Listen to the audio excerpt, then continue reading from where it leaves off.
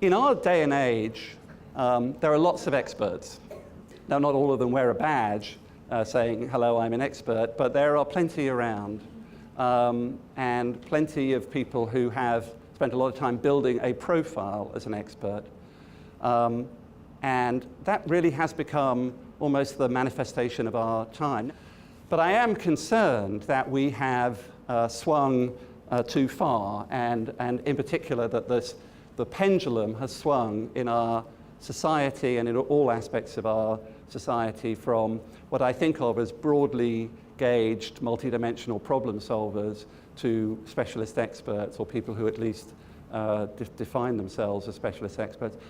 I've seen that in multiple walks of life. I've seen it in medicine, in government, in education, in law, in accounting, in my own field of management consulting. Now, why is this? Well, lots of reasons. It's an increasingly complex world. There's so much to know. The bar to expertise is so much higher. But I think if you put it down to one single concept, you might sort of assign it to the 10,000 hours rule, which in many ways encapsulated this concept that you've really got to focus and you've really got to put in the time. Malcolm Gladwell famously observed, quoting Daniel Levitin, that in order to develop true mastery in a given field, to achieve the status of a world-class expert, you have to put in at least 10,000 hours.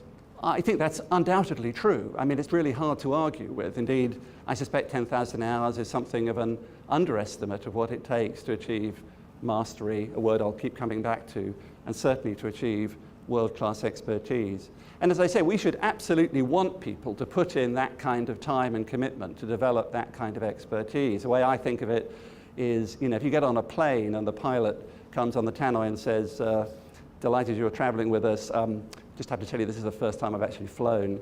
You'd kind of say, or if you went to hospital to have a heart operation and the surgeon said beforehand, actually I really only operate on knees, you'd sort of say, well, I think, you know, maybe another time. It would be fine to go down this route of increased specialization, of ultra specialization, if it was working, if it delivered good outcomes, if it always kept us secure, if it avoided unnecessary risks, if it delivered us into sustained progress and a positive trajectory. But demonstrably, that's not the case. We can cite example after example over the last 10, 20, 30 years where we've gone down that route of ultra-specialization and it's gotten us into trouble.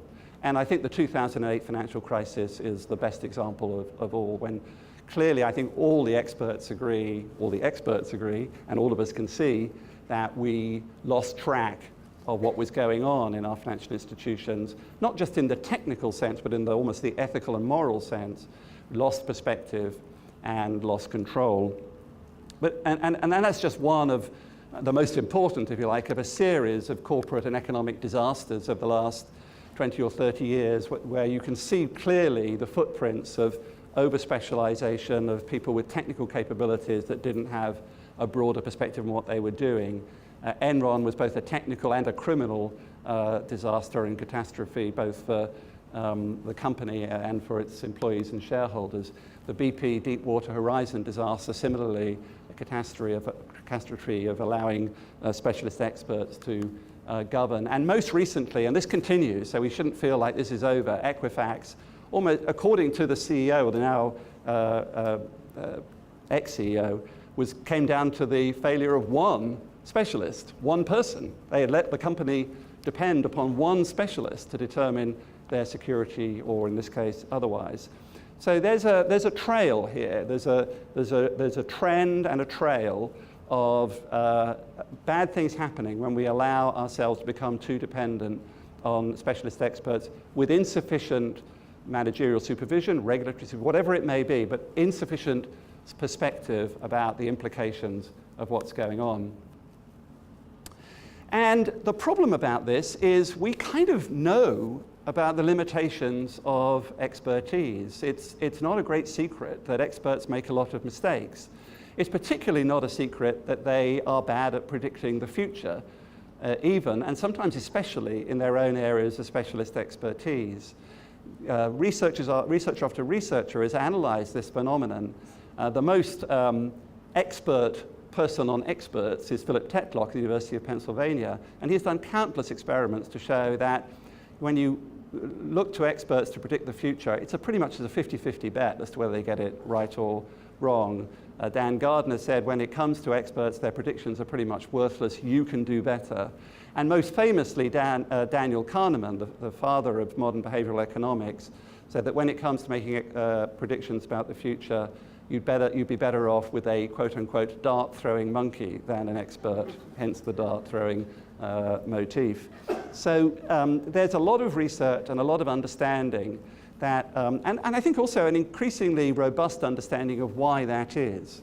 And the why is really all about the tendency of experts to coalesce too easily around a consensus, around a shared point of view about what's going to happen, to create that kind of herd instinct. And also to do so with the degree of confidence and almost complacency that expertise tends to provide. After all, when somebody asks an expert their opinion, they don't typically want to hear, well, this could happen or that could happen or maybe this. They want to hear, I can tell you that this is what's going to happen. So that's a volatile mix, because when you say to people, when you imbue with people that degree of confidence and they are part of that herd instinct, then bad things can happen. And I think this is part of a broader phenomenon that we have all, I think, become sensitized to, in part because of the result of the election or the unexpected nature of these election results, not just in this country, but in other countries, and unexpected events of other kinds.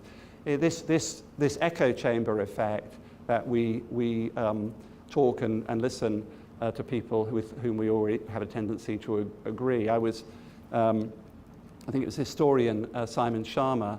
I was at a conference with him, and he asked this, I think, quite fundamental question: do we want to live in circumstances where the only people we know are just like us? And I think if we're all of us honest, the answer to that question has been kind of yes. That's pretty much the way we have been living and the way we tend to operate. It's not, by the way, an entirely modern phenomenon. It's to some degree always been true, but it's become particularly pronounced in this arena of expertise, and it has particularly pronounced consequences as we've just explored.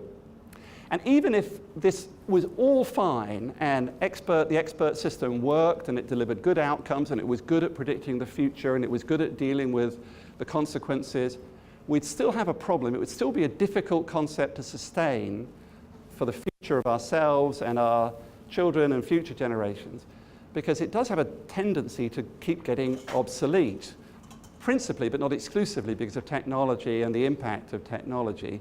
It's too simplistic to say today's specialist knowledge is tomorrow's commodity, but I think it is increasingly the case that certainly the bar for expertise keeps rising, and the degree to which technology can render a particular area of expertise obsolete is profound. And that matters in the short term, but it matters even more in the long term, because nowadays we all have to think about our lives and careers in the long term. We have to think about the long view for ourselves and certainly for our children, because primarily because of this phenomenon, which is average life expectancy. I only briefly refer to this in my book, and you'll see the reference to it. But since I published it, I've come to feel it is even more profound in its consequences and implications for our society. And the numbers are startling. Every year, average life expectancy increases by more than 2 months. Today, a 20-year-old today has a 50% chance of living to 100. A baby born today has a 50% chance of living to 105. In my lifetime, average life expectancy has increased by more than 15 years. So these are transformative changes. They change everything, and they certainly change the nature of careers and the nature of how we should be thinking about our careers, and I'll come back to refer more to that. So I think what we need to recognize is that the sort of value system that we've created in our professional and professional environments, in government, in business, in education, in the law, and other environments, is struggling to cope with the fundamental forces at work, the world that we're living in, characterized by globalization, technology, sustainability, and by longevity. And we ought to give pause to think about whether there is a better model, a better way of thinking about our lives and careers, and the way of thinking about our institutions and the way of thinking about our society. And that's what I wanted to propose in this book and tonight. And that the concept that I have for that is the concept of the mosaic. I should say I wouldn't stare too closely at this if I were you, since you might get a bit hypnotized by it. Or maybe that's a good thing, I don't know. The concept of the mosaic is complex to look at, but simple to explain. It is that life, personally and professionally, is lived to the fullest as a mosaic of experiences, relationships, sources of insight and experience that we can translate and apply in delivering better outcomes for society. I've understood since I published the book that this is more of a spiritual and artistic concept than a framework for life. So I've searched over the last year for something a bit simpler and a bit clearer and a bit more straightforward. And fortunately, as a lifetime consultant, I've concluded the answer lies in a 2x2 matrix. And this is a huge relief to me because I've lived my life with 2x2 matrices. And here it is. I think there are two dimensions of this framework that really matter. One is length and the other is breadth. As you'll see, the vertical axis is long-term versus short-term, and the horizontal axis narrow versus broad. And I think we can think about our lives and those of the people who are influenced by us using this very simple concept of, it's almost this game board of where you're configuring your life now and in the future. Now, the first thing I'd say about this is that at various stages of our lives, any of us can operate effectively in any one of the quadrants of this very simple matrix, and that would be fine. It's quite likely that at various times in our lives, we will be in different quadrants. For instance, if we're in the bottom left-hand quadrant, then we'll be pursuing what I think of as singular mastery. And there's that word mastery again, really adopting the concept that Malcolm Gladwell defined, that we need to capture the spirit of and the pursuit of mastery. A lot of us will spend a lot of our time pursuing that singular mastery. If we pursue that continuously and over a lengthy period of time, we may achieve that notion of sustained mastery, grand mastery almost. And you see this quite a lot. You see people who spend 30, 40 years doing the same thing. In the book, I talk about my gastroenterologist who has been doing colonoscopies for 30 years, 15 a week, 45 weeks a year. And he talks, I think, quite eloquently about the impact of that. This is a highly qualified person, one of the best in his profession.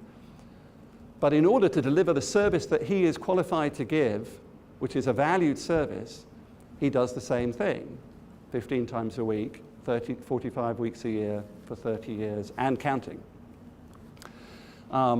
And there are numerous other examples of that. That's sustained mastery, grand mastery, but inherently limited and limiting as a concept. So if you operate exclusively down the left-hand side of this matrix, that's what you're dealing with. You're dealing with a valuable service, but you're also dealing with limits and a limiting concept. So a lot of people, particularly in the early stage and the later stages of their careers, will find themselves drawn into the bottom right-hand corner, bottom right-hand quadrant, which you might think of as sort of diffuse mastery. I'm not sure it actually is mastery because it's that area where you're either leveraging mastery you already have into multiple different arenas, or you're just playing. For people in their 20s, increasingly thinking about that long life ahead, That's the Odyssey period. People talk about it as the Odyssey years, when it seems appropriate to experiment and appropriate to explore, if they haven't already committed themselves, as many have, to an area of singular mastery. For others at my stage of career and life, we pursue that bottom right-hand quadrant because that's the way we get to play, in a way. We get to experiment. We get to benefit from our years on the left-hand side. As I said, there's a lot of pressure in the workforce, in the employment arena, if you like, to keep us in the bottom left-hand quadrant. And sometimes we convey that pressure, that constraint on our own children as they go into the job market, and education conveys that, and it's sort of very much part of the sort of syndrome, if you like, that many of us are operating in. But as any consultant or ex-consultant will tell you, you never want to be too long in the bottom left-hand quadrant of a 2x2 matrix. That's a bad place to be. You've got to find a way out of the bottom left-hand quadrant. And ultimately, I think success lies in the top right-hand quadrant, in the fourth quadrant, which I'll call serial mastery. And I'll talk about this a little bit more, but it's essentially the concept that we can, over the course of a life and career, and will need to over the course of a life and a career, develop multiple areas of achievement and multiple areas of success. Some of them may be adjacent to each other, some of them may be quite disconnected from each other. That, I think, provides the sort of governing thought for how we need to adjust our model of success in societies. They say there's a Donald Trump tweet about everything, which there pretty much is. There's also, fortunately, a John F. Kennedy quote about almost anything, and this one, I think, is a good place to end. It's not enough for a great nation to have added more years to life. Our objective must also be to add more life to those years. Thank you very much.